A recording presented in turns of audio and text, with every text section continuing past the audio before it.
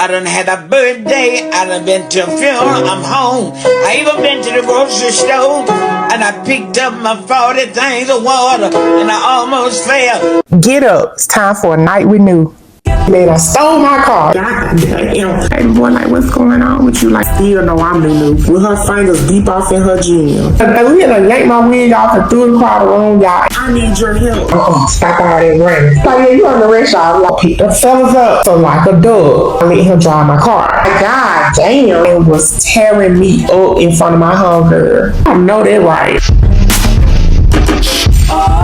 Hey, everybody, it's your favorite new girl, the weather, and you are tuned in to another episode of Nights with New Podcast, where to be wet, all right, by the end of the night.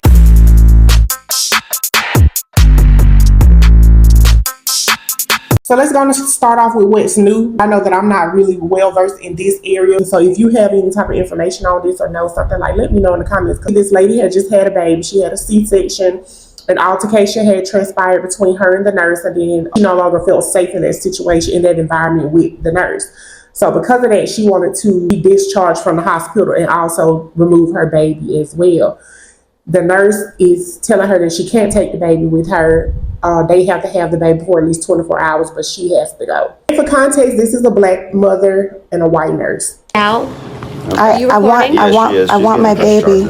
Okay, I will press charges because you cannot record us. We have to give consent. It is. But I asked you to give me my baby, and I'm being nice, and you're not letting me be nice. For the safety of your baby, because you are very hype. I have not. Police are coming. I want hold on a minute. I'm not hype, and I'm not recording.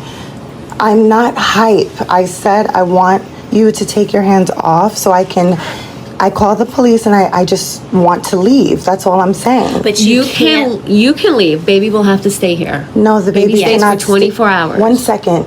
I just had a nurse say that I pushed her, and I didn't push her. I didn't do anything, and I'm asking to leave because I don't feel safe here. And I'm saying that I want you to just take your hands off my baby and just let me go home with my baby. I just had a C-section. I know. Anybody wouldn't be able to go home with their baby. Not till 24 hours because there has to be testing and all that stuff. The nurse, I know. just said that I hit her.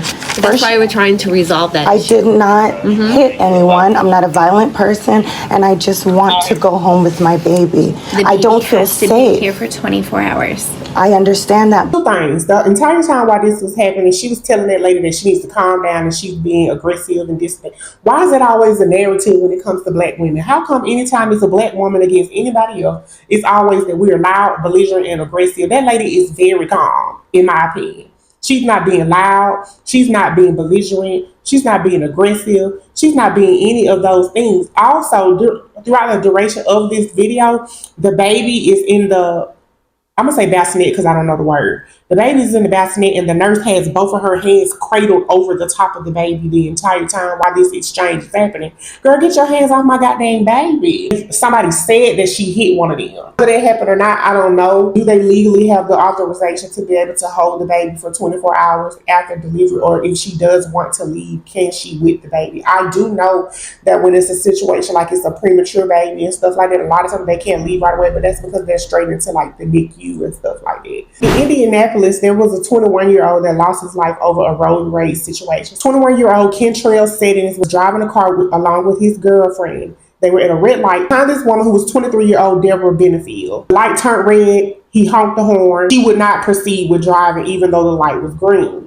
He passed her, proceeded to drive. She followed them and then shot through their car from behind. He did succumb to his wounds. Rest in peace to him. He was survived by his girlfriend. She's the one who told everything that had happened. What the fuck wrong with y'all? If you had a red light and the light done turned green and you ain't going, ain't nothing wrong with blowing that horn, honey. Get the fuck on. Like, you need to make sure that you're alert while you out here on the road. You're not just driving for yourself, you're driving for other people. I do feel like it'd be a lot of times where people be really just wanting a free body. Because there was no reason to take that baby out of here. What was you shooting inside the folk car for? Are any of y'all familiar with the restaurant J. Alexander's? I personally am not. But if you are, maybe you want to reconsider patronizing with them. Check it out. I was told to move out of my seat for two other white men to be seated. when I did not get up, for her to say, I am not going to serve you. She took my beverage from in front of me and the side drink that comes with it and said, I'm not going to serve you. Took it and threw it in the sink. Oh! He threw that! Food thrown after Gant says she talked to a manager and was still forced to pay the bill for the drink that was thrown away and shown the door. And for her to not want to file a lawsuit, she just want the people involved to be fired. Girl, please file a lawsuit and get your owns. We have to stop being so passive, and I'm just talking to myself too, because I am a passive person when it comes to like situations like that. A lot of times I always end up kind of like trying to be the bigger person. We got to stop being the bigger person and start revolting against these folks. For one, quit trying to fight to be in their spaces. How many times are they going to have to tell us that we do not appeal to their better nature? Because obviously we don't. If for any reason you feel like that you're not good enough to go and dine in their establishment, girl, don't go dine in their establishment, because all you're doing is fattening up their pockets even more anyway. They don't need any of our black dollars. Black folks, we need to be a lot more kinder to each other. Black-owned businesses, we need to stop running each other away by pricing things egregiously and, stuff like that. Stop with the superiority complexes. We need each other. We really do. Because it's obvious. They've shown us time and time again how they feel about us. And we're much stronger together. Stay out of them people play. If you are a person that patronizes with Jay Alexander, stop. She even escalated it to management and they were just like, push her off to someone else to talk to. Surprise! This is who you wanted, right? Where was your last night? Right? I told you. This is who you lied to me about last night, right? Right? Right, JR? You disappeared for 30 minutes after you got done doing what? This is who Ashley was eating last night, right? I didn't eat no ass. You definitely ate my pussy last night, didn't you? On her period as that. No, I was off. Well, still, she told you she was on her period, right? I was off. I just know. And then you act like you didn't know what I was talking about when I showed you the text message, right?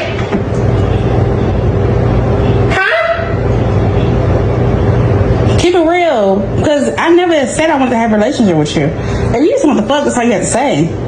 All you had to tell me was you wanted to fuck with her. And every time I came around, I asked you, was you still dealing with who? Her, right? But what have you told me about her? What have you told me? Because last night you told me, oh, she wasn't your type. You wanted to move in with me. The best thing for you to do right now is get your stuff out of my car, put it in yours, and go ahead and leave. Niggas like you ain't shit, and that's exactly why bitches play y'all like the fuck we do. Bye, JR. First of all, y'all swimming in a pond of ducks. That's a duck and a duck egg. I'm gonna get on that nigga too. I personally believe when you have concrete evidence that your man or your significant other is out there living foul and you go and confront them about it, it's because you want to stay. It's because you want them to know, hey, I see what you're doing and I want you to change because I still want you. Personally, don't believe a person will change when it comes to stuff like that, especially once they have felt like that they've gotten away with it, meaning they done got caught up and you still there, you just more strict or whatever the case. That's just how I feel about it. I feel like if you discover that your person is cheating on you and you don't leave, it's obvious that both of them girls got some type of feeling for him. They wanted to see whom he was gonna pick. I feel like just the way that they was talking, that they both still gonna fuck with him. I also feel like if he had said the right things in that moment, he would have had both of them at the same time right then and there. He obviously ain't P enough with his game. He was in a looking real dumb and slow-hearted the whole time while they were sitting there saying what they were saying to him, like, boy, shit, like, get up, nigga. That cheating shit is lame as hell. This to any man. You enjoy the company of multiple women and stuff like that. Okay, cool. Lying about it, being deceptive, and these girls not knowing about each other and this, that, and the third because you're not being upfront and honest, you ain't P. You cowardly, you scared-hearted. And the way they acting, in my opinion, they'll both go with you at the same time. Like, you really had it made with them. Them two ducks you got. Many of y'all have been paying attention to the Brenay case. I'm going to wait until the case is in its totality so I can summarize it, from beginning to end. But long story short, this is taking place in North Carolina. In North Carolina, when you are married and your husband or your spouse cheats on you, you can sue the mistress or the other person involved for alienation of affection. So that's what's going on. Brenay is the mistress and Akira is the wife. What makes matters worse, Brenay was married to a guy named Devin. Akira is married to a guy named Tim. Devin and Tim are cousins. And Akira and Brenay are friends. Brenay starts sleeping around with Tim, which is her husband's cousin. Since then, they've all got caught up, both gotten divorced to each other, and now Brenay and Tim are both married. The court case is going on where Akira is suing Brenay for the alienation of affection. I want to say that the lawsuit is like $2.5 million. I hope it's worth it. If y'all want to chit chat with me about it, we have opened a discussion about it on Patreon. So head on over to Patreon. We'll talk about it in more depth. And then, like I said, once the case comes to a close, I will come back here on Nights with New and summarize it all up for you. So Brenay has been found liable. She now owes Akira $1.5 million for stealing another woman's husband. The verdict is in, and after days of testimony, tears, and chaos, the jury didn't hesitate. Akira just won one of the wildest courtroom battles the internet's ever followed. $250,000 for alienation of affection, plus over $1 million for emotional and financial damage. Now it's time for Be Honest. Since we're talking about infidelities and stuff like that, have you ever been in a relationship and you cheated? Be honest. Personally, I've never cheated on anyone in a relationship before. Of course, y'all know question 2 would be, have you ever been cheated on? Of course I have. Honey, of course I have. Every relationship I've ever been in, I think it was always other women involved as well. I think. And out of all of those relationships, I've only addressed the cheating in one relationship. I wanted to stay. So I was like, hey, look, I see what you're doing. I know what you're doing. I don't like it. Stop it. But other than that, any other time I was in a relationship with somebody and I saw that they was, living foul on me and stuff, I just left. I left. I'm like, you know what? I don't got to deal with this. Toodles. If you want to talk about that on Patreon, we can talk about that on Patreon too. Hey, everybody. It's your favorite new girl in the weather, host of Nights with New podcast. I'm just coming to let you know, like, hey, you got a brand, a business, anything like that you want more traction to, something that you want to be shouted out, to get your name put out there a little more, go on and hit me up. I'm willing to help. Whatever the case might be, let me know. I'll put it on my show. Email me at nightswithnue@gmail.com. That's nightswithnue@gmail.com, so that we can go and get the ball rolling on that, okay? Help me, help you, help me, help you. So now it's time to hear what had happened.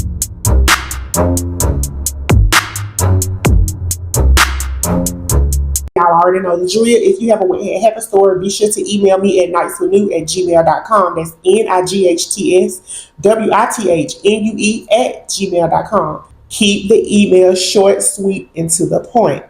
2 paragraphs is enough to be featured on the next show. We've been together for almost 3 years. We live together, split the bills. We also shared a joint credit card for groceries and small things. I handled most of the payments because I'm better with that side of things. Everything was fine, or at least I thought. A few weeks ago, I got a notification from a credit card app about a charge from a restaurant that I did not recognize. Normally, I wouldn't think twice about it, but it was for a dinner of 2 at a place that she and I were just talking about trying. I asked her about it later on that night, and she said that she went out with a few coworkers after work. Sounded fine, but something felt off. A few days later, another notification came through the same card, the same restaurant. Similar amount. This time, it was on her off day.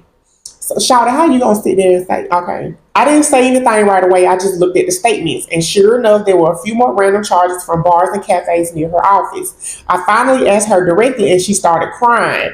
Before I even finished my sentence, she admitted that she'd been seeing somebody from work for a few months and said that it just happened and she didn't mean to hurt me. I don't even know what to do with it. The part that messed me up the most wasn't even the cheating. It's the part that I paid off every single one of those charges thinking that they belonged to the both of us. Moved out last week. I also canceled the car and we split everything cleanly. I then got a Fizz card for myself, but I can't shake the feeling that I was financing my own heartbreak. I mean, you know, it seemed like you got to the bottom of it on your own. I don't really have no advice. Well, thank you for your story.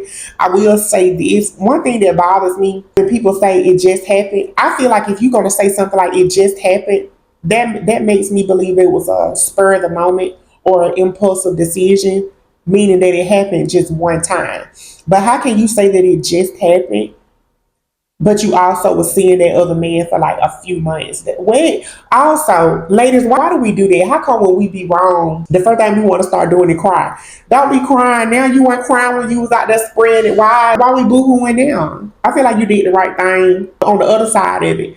Girl, you mean to tell me you out there boot knocking with somebody else other than your man and you being the paymaster, girl?